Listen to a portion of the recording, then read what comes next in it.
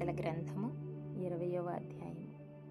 ద్రాక్షారసము వెక్కిరింతల పాలు చేయును, మద్యము అల్లరి పుట్టించును. దాని వశమైన వారందరూ జ్ఞానము లేనివారు. రాజు వలని భయము సింహగర్జన వంటిది. రాజునకు క్రోధము పుట్టించువారు తమకు ప్రాణమోసము తెచ్చుకొందురు. కలహమునకు దూరముగా నుండుట నరులకు ఘనత. మూర్ఖుడైన ప్రతివాడు కోరునే కోరును. విత్తులు వేయు కాలమున సోమరి దున్నడు. పూతకాలమున పంటను గూర్చి వాడు విచారించునప్పుడు వనికేమియూ లేకపోవును. నరుని హృదయములోని ఆలోచన లోతు నీళ్ల వంటిది. వివేకము గలవాడు దానిని పైకి చేదుకొనును. దయచూపు వానిని కలుసుకొనుట అనేకులకు తటస్థించును. నమ్ముకొనదగినవాడు ఎవరికి కనబడును? యథార్థవర్తనుడగు నీతిమంతుని పిల్లలు వాని తదనంతరము ధన్యులగుదురు. న్యాయ సింహాసనాసీనుడైన రాజు తన కన్నులతో చెడుతనమంతయు చెదరగొట్టును. నా హృదయమును శుద్ధపరచుకుని ఉన్నాను, పాపము పోగొట్టుకుని పవిత్రుడనైతిననుకొనదగిన వాడెవడు? వేరువేరు తునికరాళ్ళు, వేరువేరు కొంచెములు, ఈ రెండును యెహోవాకు హేయములు.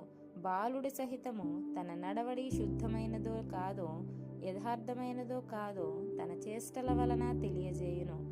వినగల చెవి, చూడగల కన్ను, ఈ రెండును యెహోవా కలుగజేసినవే. లేమికి భయపడి నిద్రయందు ఆసక్తి విడువుము. నీవు మేల్కొని ఉండిన ఎడల ఆహారము తిని తృప్తి పొందుదువు. కొనువాడు జబ్బుది జబ్బుది అనును, అవతలికి వెళ్ళి దాన్ని మెచ్చుకొనును. బంగారును విస్తారమైన ముత్యములను కలవు. తెలివినుచ్చరించు పెదవులు అమూల్యమైన సొత్తు. అన్యుని కొరకు పూటబడిన వాని వస్త్రమును పుచ్చుకొనుము. పరుల కొరకు వానినే కుదువ పెట్టించుము. మోసము చేసి తెచ్చుకున్న ఆహారము మనుష్యులకు బహుయింపుగా ఉండును. పిమ్మట వాని నోరు మండితో నింపబడును. ఉద్దేశములు ఆలోచన చేత స్థిరపరచబడును. వివేకము గల నాయకుడవై యుద్ధము చేయుము. కొండెగాడై తిరుగులాడువాడు పరుల గుట్టు బయటపెట్టును. కావున వదరుబోతుల జోలికి పోకుము.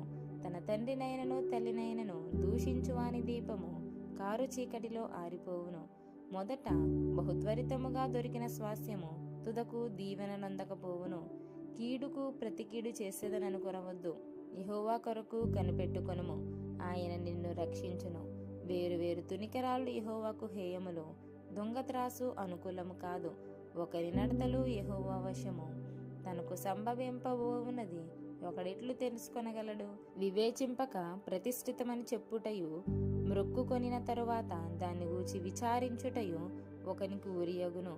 జ్ఞానము గల రాజు భక్తిహీనులను చెదరగొట్టు వారి మీద చక్రము దొర్లించును. నరుని ఆత్మ యెహోవా పెట్టిన దీపము, అది అంతరంగములన్నీ శోధించును. కృపాసత్యములు రాజును కాపాడును. కృప వలన అతడు తన సింహాసనమును స్థిరపరచుకొనును.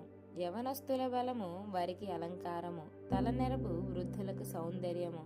గాయములు చేయు దెబ్బలు అంతరంగములో చొచ్చి చెడుతనమును తొలగించును.